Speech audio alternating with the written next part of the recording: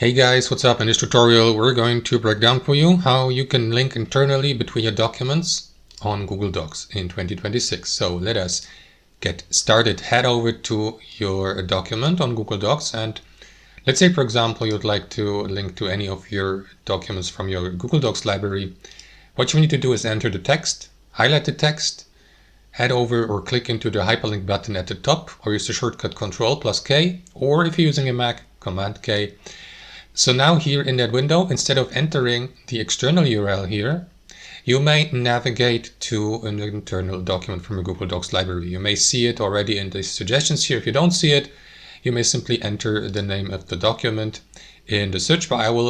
I'm going to try to link to that example document here.